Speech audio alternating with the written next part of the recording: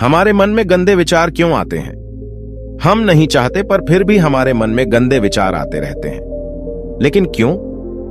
मन ही हमारा सबसे बड़ा दोस्त और मन ही हमारा सबसे बड़ा शत्रु है। जब हम अपने मन के हिसाब से चलते हैं तो मन हमें भटका देता है, और जब हम मन को संतुलित कर लेते हैं तो हम अपनी जिंदगी में सब कुछ पा लेते हैं। हम अपने मन में आने वाले गंदे विचारों को रोकने की कोशिश करते हैं, पर जितना हम रोकते हैं उतने ये विचार हमारे अंदर प्रवेश करते जाते हैं।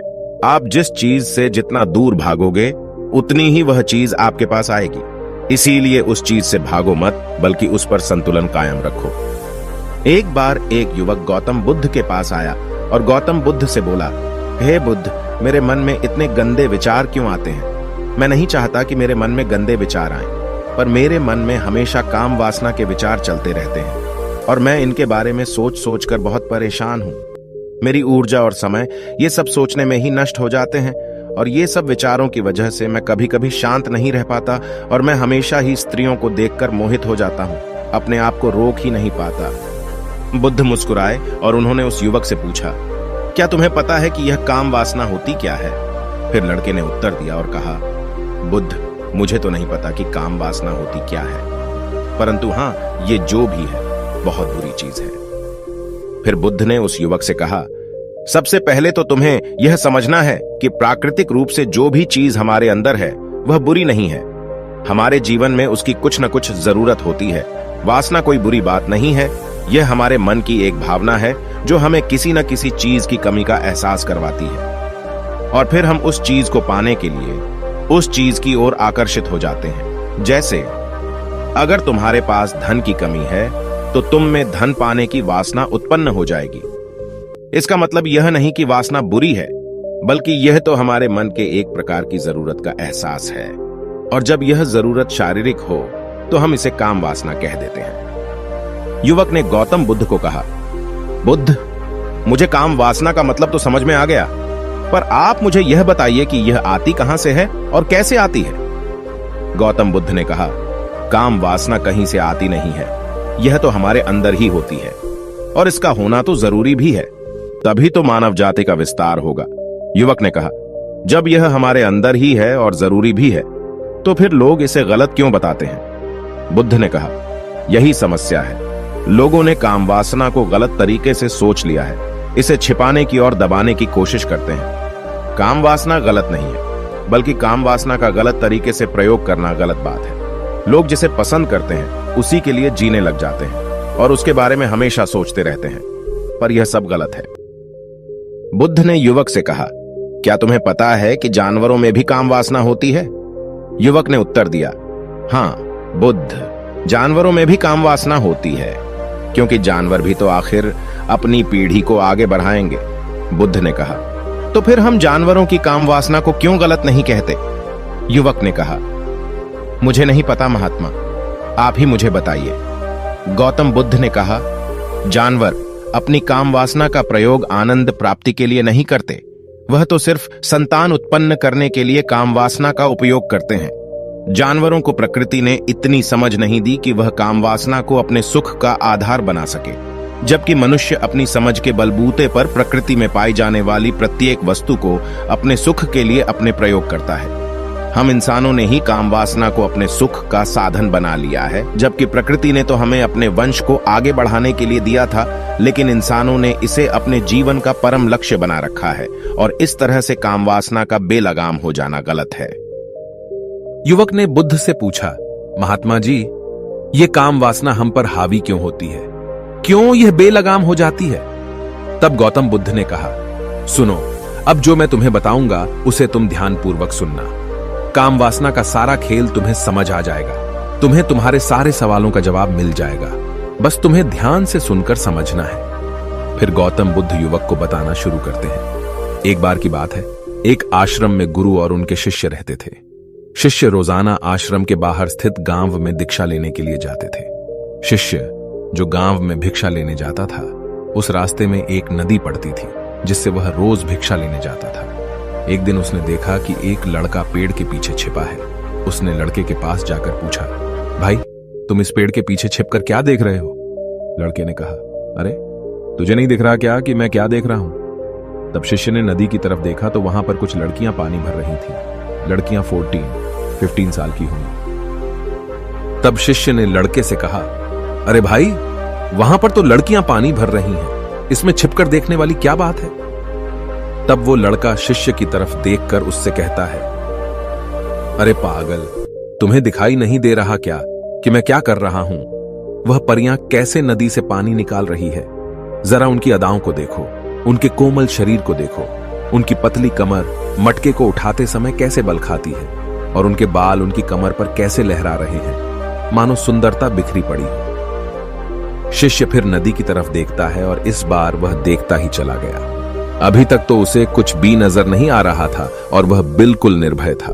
उसे किसी बात का कोई डर नहीं था, लेकिन अब वह छुपने लगा और उन लड़कियों को देखने लगा जैसे उसने कोई अपराध कर दिया हो। और जब वो छुपकर उन लड़कियों को देख रहा था तभी वो अंदर से कांप गया और उसने कहा कि यह मैं क्या कर रहा हूं? मैं जो भी कर रहा हूं वह सही नहीं है, मुझे यहां से चले जाना चाहिए। और फिर वह जल्दी से वह से चला जाता है। फिर वह आश्रम पहुंच जाता है। आश्रम जाकर वह अपने कार्यों में लग गया, लेकिन जो अभी वह देख कर आया था वही उसकी आंखों के सामने बार बार आ रहा था। उसके मन में वही दृश्य चल रहा था। उसका मन वही सब कुछ देखने के लिए ललचा रहा था। उसका किसी भी काम में मन नहीं लग रहा था। सुबह होते ही वह रोज भिक्षा के लिए आश्रम से जल्दी निकल जाता और नदी के पास वाले पेड़ के पास जाता, जहां वह लड़का पहले से मौजूद रहता था। उसके साथ मिलकर लड़कियों को छुपकर देखता था। अब वह रोज ऐसा करने लग गया। उसका मन अब किसी भी काम में नहीं लगता था। वह हमेशा किसी न किसी प्रकार के विचारों में उलझा रहता था। वह आश्रम के कार्यों को भी ठीक ढंग से नहीं कर पा रहा था। न वह ठीक से सो पाता था और न ठीक से खाना खा पाता था। उसका मन बेचैन सा रहता था। उसका मन बार बार उन लड़कियों के सौंदर्य को देखने के लिए ललचाता था। जब गुरु भिक्षा देते तब भी उसका मन कहीं और विचारों में खोया रहता था। गुरु ने अपने शिष्य की इन हरकतों को देखा। तब एक दिन गुरु ने शिष्य को अपने पास बुलाया और कहा, आज से मैं भी तुम्हारे साथ भिक्षा मांगने चलूंगा। तुम और मैं साथ साथ भिक्षा मांगने चलेंगे। तभी शिष्य ने गुरु को मना करते हुए बोला, नहीं गुरुदेव, आप परेशान क्यों हो रहे हो? मैं अकेले ही ठीक से भिक्षा मांग सकता हूं। गुरु ने शिष्य से कहा, ठीक है, तुम अकेले ही भिक्षा मांगने जाओ। इसके बाद शिष्य भिक्षा मांगने निकल गया। शिष्य के जाने के बाद गुरु भी आश्रम से निकल गए और शिष्य का पीछा करने लगे कि वह कहां जाता है, किससे मिलता है। यह सब देखने के लिए उसके पीछे पीछे चलने लगे। थोड़ी दूर जाने के बाद गुरु ने देखा कि उनका शिष्य एक लड़के के साथ एक पेड़ के पीछे अपराधी की तरह छिपा हुआ है और छिपकर कुछ देख रहा है। गुरु भी अपने शिष्य के पीछे जाकर खड़े हो गए, यह देखने के लिए कि आखिर उनका शिष्य क्या देख रहा है, जिसके लिए वह पेड़ के पीछे अपराधियों की तरह छिपा पड़ा है। गुरु ने देखा कि उनका शिष्य पेड़ के पीछे छिपकर लड़कियों को देख रहा है जो नदी से पानी भर रही है। तभी गुरु ने शिष्य से कहा, क्या तुम लड़कियों से भी भिक्षा लोगे? गुरु की आवाज सुनकर शिष्य का मन घबराया और उसके पसीने छूटने लगे। वह थर थर कांप रहा था, जैसे किसी चोर को पकड़ते समय रंगे हाथों पकड़ लिया हो। उसकी हालत खराब हो गई। वह कुछ भी नहीं बोल पा रहा था। वह लड़का जो शिष्य के साथ था वहां से भाग गया, जिससे शिष्य और भी घबरा गया था। उसके मुंह से कुछ टूटे फूटे शब्द ही निकल रहे थे। वह अपने गुरु से भी नजर मिलाने का साहस नहीं कर पा रहा था। गुरु ने शिष्य की ओर देखा और कहा, मेरा शिष्य तो निर्भय है, उसे तो किसी भी चीज का डर नहीं है, लेकिन ये क्या, तुम तो डर के मारे कांप रहे हो। शिष्य ने गुरु से कहा, मुझे माफ कर दो, इसमें मेरा कोई दोष नहीं है। उस लड़के ने मुझे बहका दिया था, लेकिन मैं आपसे वादा करता हूं कि आज के बाद मैं कभी दोबारा ऐसा नहीं करूंगा। मुझे माफ कर दो। गुरुदेव ने कहा कि कोई बात नहीं, पर इस बात का तुम ध्यान रखो कि हम जैसी संगति करते हैं वैसा ही फल हमें प्राप्त होता है। हम जैसे संगति करते हैं उनके विचार हमारे अंदर प्रवेश करते हैं। इसीलिए अच्छी संगति करो ताकि तुम्हारे अंदर अच्छे विचार प्रवेश करें। फिर गुरु और शिष्य आश्रम लौट आए और फिर से आश्रम के कार्यों पर ध्यान देने लगे। उसने उस रास्ते को छोड़ दिया और दूसरे रास्ते से जाने लगा। वह अपने काम को ध्यान से करता था, लेकिन धीरे धीरे उसके अंदर क्रोध उत्पन्न हो गया और फिर वह दूसरे शिष्यों पर क्रोध करने लगा और बेचैन हो गया। अब वह सही समय पर भोजन भी नहीं करता था। वह भोजन भी बहुत कम खाता था। एक रात गुरु शिष्य के पास आए और उससे बोले कि तुमने मुझसे वादा किया था कि तुम अपना मन नियंत्रण में रखोगे। अब तक तुमने कितनी बार अपना वादा तोड़ दिया। यह सुनकर शिष्य अपने गुरु के चरणों में गिर गया और रोने लगा। रोते रोते ही उसने गुरु से कहा कि गुरुदेव, मैं कई बार अपना वादा तोड़ चुका हूं, फिर वादा कर लेता हूं, लेकिन हर बार मैं वादा तोड़ देता हूं। मेरा मन मेरे नियंत्रण में है ही नहीं। मैं बहुत कोशिश करता हूं कि मैं अपने मन से सारे बुरे विचारों को निकाल दूं, लेकिन मैं चाहकर भी ऐसा नहीं कर पा रहा हूं। फिर गुरु ने शिष्य को कहा, चलो मेरे साथ। गुरु शिष्य को आश्रम के बगीचे में लेकर गए और शिष्य से कहा, देखो यहां पर कुछ नालियां बनी हुई है जिससे नदी का पानी इन पौधों तक आ रहा है और यह पानी निरंतर भाव से बह रहा है। क्या तुम इस पानी के बहाव को रोक सकते हो? शिष्य ने कहा, हां गुरुदेव, मैं इस बहाव को रोक सकता हूं। फिर शिष्य ने मिट्टी उठाकर उस नाली के छोर पर डाल दी। वह पानी थोड़ी देर के लिए रुक गया और फिर थोड़ी देर बाद उस रेत के ऊपर से पानी आया। गुरु ने शिष्य से कहा, अरे ये क्या, ये पानी तो रुका ही नहीं। फिर से उसने कुछ कंकर पत्थर उठाकर उसे नाली में डाल दी और फिर थोड़ी देर के लिए पानी रुक गया, लेकिन फिर थोड़ी देर बाद ही उन कंकर पत्थरों के ऊपर से पानी निकल आया। गुरु ने कहा, शिष्य यह क्या हुआ? पानी तो फिर से आ गया। तुम तो बोल रहे थे कि तुम इसे रोक दोगे। क्या हम किसी चीज को पूरी तरह से रोक सकते हैं? तब शिष्य ने कहा, कोई बात नहीं गुरुदेव, मैं इस पानी को तो रोक कर आपको दिखाऊंगा। फिर उसने एक बड़ा सा पत्थर लेकर आया और उसे नाली पर डाल दिया। पानी रुक गया। तब शिष्य ने गुरु से कहा, देखा गुरुदेव, मैंने कहा था ना कि पानी को मैं रोक दूंगा।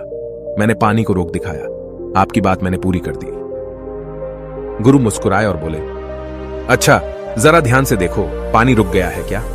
वो तो पीछे की नाली तोड़कर बाहर आ गया और अगल बगल से बह रहा है। और ध्यान से देखो, इस पत्थर के आगे भी आ गया और यह पानी अपना रास्ता बदलकर फिर से आगे की तरफ बह जाएगा। फिर थोड़ी देर बाद ऐसा ही हुआ। फिर गुरु ने शिष्य को समझाया, तुम्हारे साथ भी तो ऐसा ही चल रहा है। तुम बार बार प्रयास कर रहे हो, बड़े से बड़ा प्रयास कर रहे हो, पर हर बार तुम्हारा प्रयास टूट रहा है और यह हमेशा टूटता ही रहेगा। यह पत्थर तुम्हारा प्रयास है और यह पानी तुम्हारे विचार। तुम कितना भी बड़ा पत्थर रख लो, लेकिन पानी तो अपना रास्ता बना ही लेगा। यह देखकर शिष्य ने पूछा, हे गुरुदेव, क्या कोई तरीका नहीं है जिससे मैं गंदे विचारों से बाहर निकल सकूं? गुरु ने कहा, एक तरीका है। यह पानी जिस नदी से आ रहा है, तुम वहां से इस पानी का रास्ता ही बदल सकते हो। गुरु शिष्य को एक नदी के पास ले गए जहां से उस बगीचे में पानी आ रहा था। गुरु ने शिष्य से कहा, वो पानी इसी नदी से जा रहा है। अगर हम यहीं से उसका रास्ता बंद कर दें जहां से पानी बगीचे में जा रहा है, तो क्या हम पानी को रोक नहीं सकते? शिष्य ने कहा, हाँ गुरुदेव, अवश्य ऐसा हो सकता है। मैं इस पानी को यहीं से बंद कर देता हूं, तब आगे की नाली में पानी जाएगा ही नहीं और फिर बगीचे में पानी ही नहीं जाएगा। फिर गुरु ने कहा, शिष्य अगर पानी बगीचे में नहीं जाएगा तो पेड़ पौधों को पानी कहां से मिलेगा? उन पेड़ पौधों को तो पानी की आवश्यकता है। फिर शिष्य ने विचार किया और कहा, मेरे मन में तो यह बात आई ही नहीं, इस पानी का बगीचे में जाना जरूरी भी है। गुरु ने कहा, और उन पेड़ पौधों में कुछ ऐसे हैं जिनको रोज पानी की आवश्यकता है, वो तो मुरझाकर मर ही जाएंगे। पानी तो हमें खोलना ही होगा। शिष्य ने गुरु की बात सुनकर पानी का रास्ता खोल दिया। तब गुरु ने पूछा, अगर हम इस नदी के पूरे पानी को बगीचे की तरफ मोड़ दें तो क्या होगा? शिष्य ने उत्तर दिया, गुरुदेव, वहां पर जितने भी पेड़ पौधे हैं वो सब गलकर नष्ट हो जाएंगे और वहां पर कुछ नहीं बचेगा। गुरु मुस्कुराए और बोले, तुम इस बात को समझो, हमें किसी भी चीज को रोकना नहीं है, बस हमेशा संतुलन बनाए रखना है। कम पानी से भी पौधे नष्ट होते हैं और ज्यादा पानी से भी पौधे नष्ट होते हैं। हमारा जीवन संतुलन से ही चलता है। गुरु ने शिष्य से कहा, अगर मैं तुम्हें कुछ कहूं कि तुम आम के बारे में मत सोचो, तो तुम्हारे मन में सबसे पहले किसका चित्र आएगा? शिष्य ने बोला, गुरुदेव, मेरे मन में तो पहला चित्र आम का ही आएगा। गुरु ने कहा, जब हम गंदे विचारों को जबरदस्ती रोकने का प्रयास करते हैं तो वे और भी मजबूती से हमारे अंदर प्रवेश करते हैं। इसीलिए हमें उन्हें कभी भी दबाने की कोशिश नहीं करनी चाहिए। फिर गुरु ने शिष्य को कहा, हमारे गंदे विचार बुरे लोगों की संगति करने की वजह से भी आते हैं। कभी कभी कामुकता हमारे अंदर होती नहीं है, लेकिन कुछ अश्लील लोगों के साथ रहने की वजह से ये हमारे अंदर हावी हो जाती है। फिर शिष्य ने कहा, गुरुदेव, आप सही कह रहे हैं, मैं अपने मार्ग से भटक गया था। फिर वह शिष्य उस रात बहुत ही चैन की नींद सोया। सुबह अपने कार्यों को पूरे मन से किया और फिर सुबह वह भिक्षा लेने के लिए उसी रास्ते से गया जहां वह लड़का आज भी पेड़ के पीछे छुपकर उन लड़कियों को देख रहा था। वह शिष्य उसे नदी पर गया जहां वह लड़कियां पानी भर रही थीं।